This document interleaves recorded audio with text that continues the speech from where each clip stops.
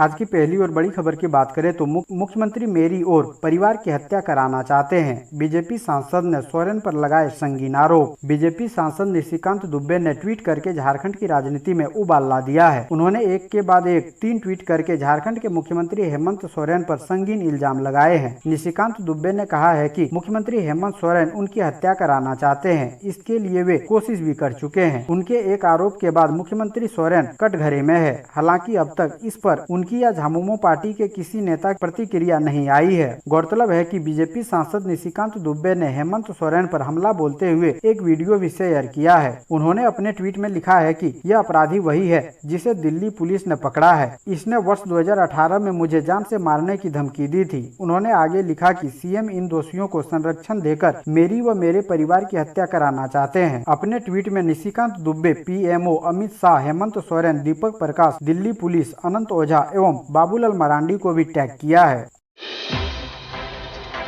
अगली बड़ी खबर की बात करें तो गुमला में सीएम ने केंद्र को ललकारा, कहा हम जांच एजेंसियों से डरने वाले नहीं। गुमला के परमवीर अल्बर्ट एक्का स्टेडियम में मुख्यमंत्री हेमंत सोरेन ने सार्वजन पेंशन योजना सह जागरूकता कार्यक्रम में केंद्र सरकार और केंद्र की एजेंसियों के खिलाफ जमकर हमला बोला। हेमंत सोरेन ने कहा कि सीबीआई, ईडी, इनकम टैक्स से झारखंड के लोग डरने वाले नहीं है। बंदूक का जवाब तीर धनुष से देना आता है। मुख्यमंत्री हेमंत सोरेन ने कहा कि सरकार बहुत जल्द एक योजना लाने जा रही है जिसके तहत हर घर तक मांदर और नगाड़ा पहुंचाया जाएगा। अगर आपकी उम्र 60 साल से ज्यादा है, अगर आप सरकारी कर्मी या इनकम टैक्स का भुगतान नहीं करते हैं, अगर आप विधवा हैं या अगर दिव्यांग हैं, तो झारखंड की हेमंत सोरेन सरकार के सार्वजनिक पेंशन का लाभ आप ले सकते हैं।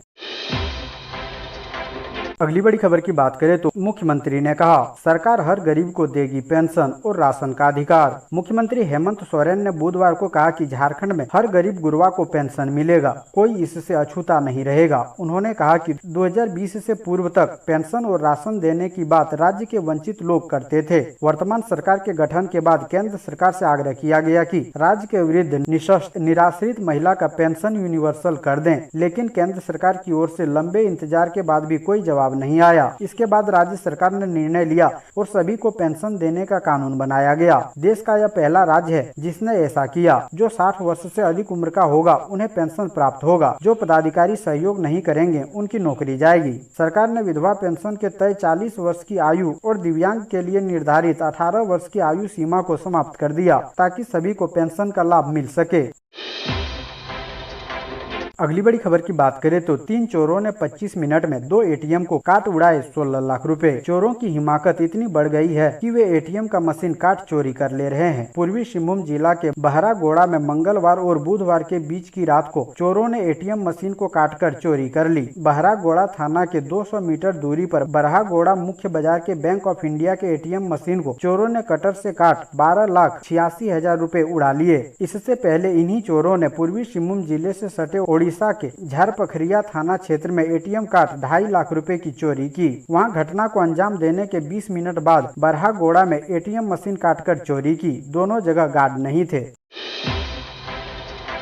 अगली बड़ी खबर की बात करें तो रघुवर दास के साथ हेमंत पर भी भड़के सरयू राय। पूजा सिंघल और अनुराग गुप्ता को लेकर कही बड़ी बात। एडीजी अनुराग गुप्ता को निलंबन मुक्त करने के बाद विभागीय कार्रवाई में आरोप मुक्त किए जाने संबंधित राज्य सरकार की अधिसूचना पर विधायक सरयू राय ने कड़ी आपत्ति जताई है। उन्होंने अपने ट्विटर पर जमकर भड़ास निकाली है। लिखा है कि जैसे रघुवर दास ने पूजा सिंघल को आरोप मुक्त किया था, वैसे ही हेमंत सोरेन की सरकार ने अनुराग गुप्ता को आरोप मुक्त कर दिया है। अब वे डीजी बनेंगे। चुनाव आयोग से तत्कालीन झाविमो अध्यक्ष बाबूलाल मरांडी की शिकायत और अवैध फोन ट्रैपिंग के उनके सवाल पर विधानसभा में शीघ्र कार्रवाई का सरकारी आश्वासन मिला था, जिस पर अमल करना होगा।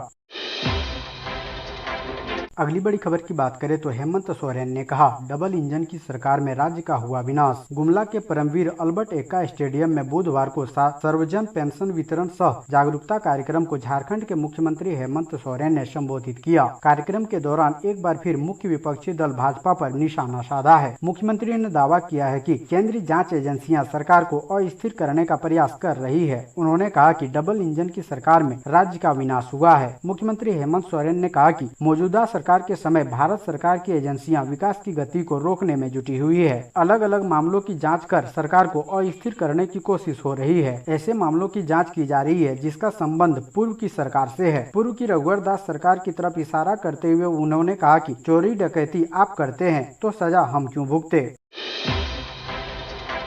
अगली बड़ी खबर की बात करें तो गांव में पसरा मातम, फूड पॉइजनिंग से लातेहार में 2 सगी बहनों की हुई मौत। खबर है लातेहार की, जहां चंदवा थाना क्षेत्र के परसाही गांव में फूड पॉइजनिंग से 2 सगी बहनों की मौत हो गई। बच्चियों की हालत बिगड़ने पर सामुदायिक स्वास्थ्य केंद्र में भर्ती कराया गया था। इलाज के दौरान रिम्स में मौत हो गई। घटना को लेकर पीड़ित परिवार ने बताया कि 2 दिन पूर्व शाम में महाराजा ब्रांड के मिक्सचर और रिंग खाए थे, जिसके बाद दोनों बच्ची को नींद आने लगी और सो गई। दूसरे दिन अगले सुबह हालत खराब हो गया, जिसके बाद स्थानीय स्वास्थ्य केंद्र में भर्ती कराए, जहां चिकित्सकों ने प्रारंभिक उपचार के बाद रिम्स रेफर कर दिए। वहीं 1.5 वर्षीय बेटी निधि कुमारी की इलाज के दौरान ही मौत हो गई, जबकि दूसरी 4 वर्षीय बेटी आराध्या को डॉक्टर वेंटिलेटर में रखे, किंतु हालत सुधरने के बजाय बिगड़ते चला गया और बुधवार को उसकी मौत हो गई।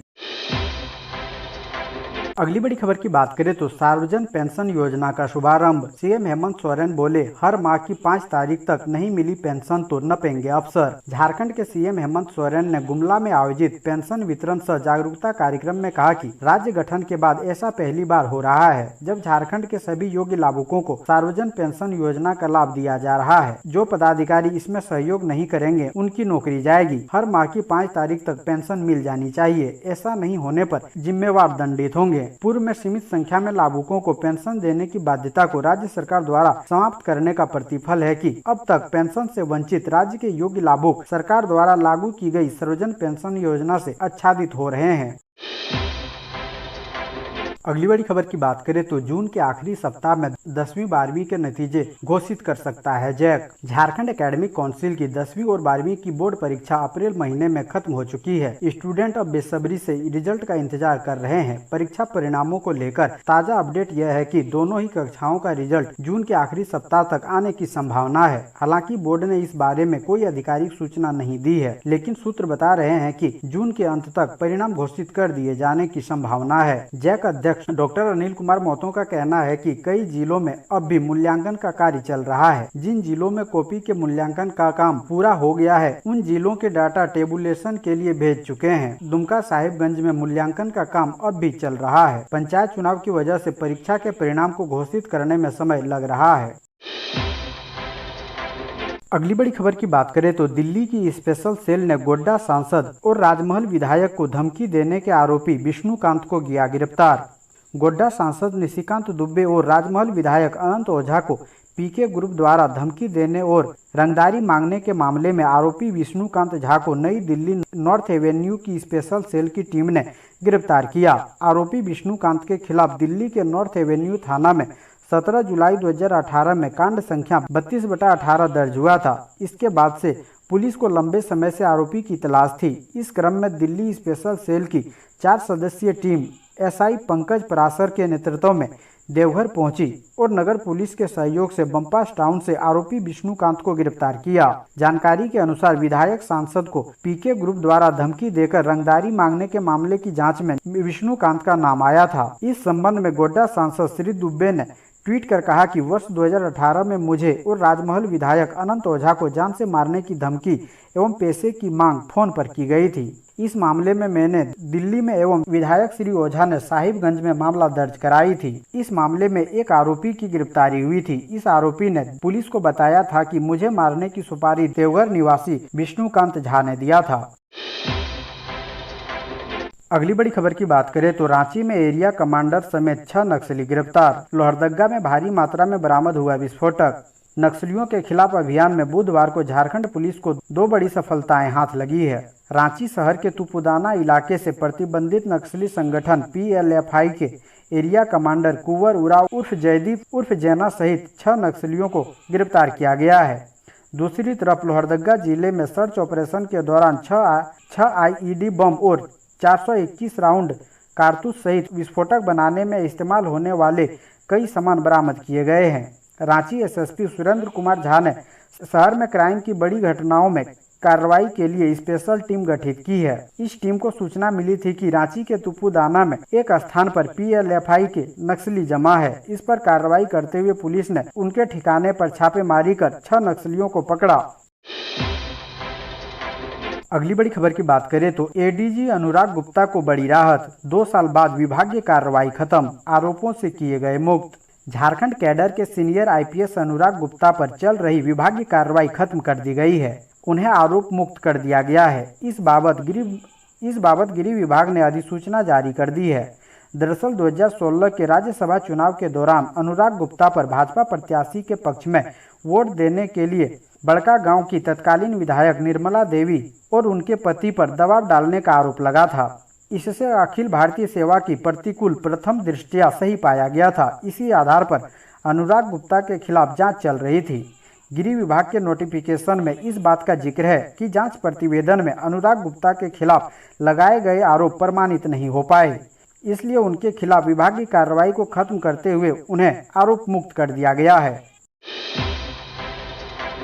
अगली बड़ी खबर की बात करें तो गिरिडीह में बकरी चरा रही नाबालिग लड़की के साथ दुष्कर्म, आरोपी गिरफ्तार। गिरिडीह जिले में बकरी चराने गई एक नाबालिग लड़की के साथ दुष्कर्म की घटना घटी है। धनवार थाना इलाके के परसन OP क्षेत्र के एक गांव की ये घटना बताई जा रही है। इस मामले में नाबालिग के परिजनों की शिकायत पर आरोपी को पकड़ लिया गया है। बताया जाता है कि कक्षा 3 की छात्रा मंगलवार की शाम को खेत की तरफ बकरी चराने गई थी। इसी दौरान पूर्व से घात लगाकर बैठे इसी गाँव के युवक राजेश नारायण देव नाम के युवक ने बच्ची को पकड़ लिया और बहला फुसलाकर समीप के स्कूल ले गया, जहां उसके मुंह पर कपड़ा बांध दिया, जिसके बाद उसके साथ दुष्कर्म किया गया। जब बच्ची बेहोश हो गई तो आरोपी युवक उसे छोड़कर फरार हो गया। इस बीच गांव के ही एक अन्य बच्चे की नजर बच्ची पर पड़ी। इसके बाद इसकी जानकारी बच्ची की मां को दी गई। बाद में बच्ची को घटना स्थल से लाकर पार्सन OP में शिकायत दर्ज कराई गई। अगली बड़ी खबर की बात करें तो झारखंड के सरायकेला में गोली मारकर 3 लोगों की हत्या, गैंगवार की आशंका। झारखंड के सरायकेला जिले में आदित्यपुर थाना क्षेत्र के सतबहिनी दुर्गा मैदान में बीती रात गैंगवार में ट्रिपल मर्डर की घटना हुई है। बाइक सवार अपराधियों ने आदित्यपुर थाना क्षेत्र के सतबहिनी दुर्गा पूजा मैदान में 3 लोगों को गोली मार दी। 2 की मौके पर ही मौत हो गई, जबकि एक ने अस्पताल में दम तोड़ दिया। मृतकों की पहचान आशीष गोराई, राजू गोराई और सुबीर चटर्जी के रूप में हुई है। मृतक राजू भाई के भाई किशन गोराई ने बताया कि सभी लड़के दुर्गा पूजा मैदान में पार्टी कर रहे थे। इसी दौरान बाइक पर सवार होकर अपराधी पहुंचे और उन्हें गोली मार दी। परिजनों ने शेरू और छोटू यादव नामक युवकों पर हत्या का आरोप लगाया है। अगली बड़ी खबर की बात करें तो 12 नाबालिगों को ईसाई बनाया, तोरपा के रोमन कैथोलिक चर्च के पादरी पर मामला दर्ज। 12 नाबालिगों को धर्मांतरण का मामला सामने आया है। मुंडा बच्चों के ईसाई बनाने के मामले में पादरी के खिलाफ प्राथमिकी दर्ज की गई है। यह मामला रांची जिले के तोरपा प्रखंड के कमड़ा सिरका टोली का है। इस मामले में तोरपा के रोमन कैथोलिक चर्च के पादरी के खिलाफ तपकारा थाने में मामला दर्ज किया गया है। खूंटी के अपर समाहर्ता जितेंद्र मुंडा के बयान पर यह प्राथमिकी दर्ज की गई है। अगली बड़ी खबर की बात करें तो टेलीकॉम कंपनी की ओर से शिक्षक नियुक्ति का टेंडर निकालने पर जवाब तलब। दिव्यांग बच्चों को पढ़ाने को रिसोर्स शिक्षक नियुक्ति करने के लिए टेलीकॉम कंपनी को टेंडर निकालने का आदेश दिए जाने पर हाईकोर्ट ने झारखंड शिक्षा परियोजना परिषद और सरकार से जवाब मांगा है। अदालत ने यह भी बताने को कहा है कि टेलीकॉम सेक्टर में काम करने वाली कंपनी को रिसोर्स शिक्षक नियुक्ति का टेंडर कैसे दे दिया गया। अदालत ने टेंडर निकालने वाली GMD सर्विस कंपनी को भी नोटिस जारी किया। अगली सुनवाई 4 सप्ताह बाद होगी।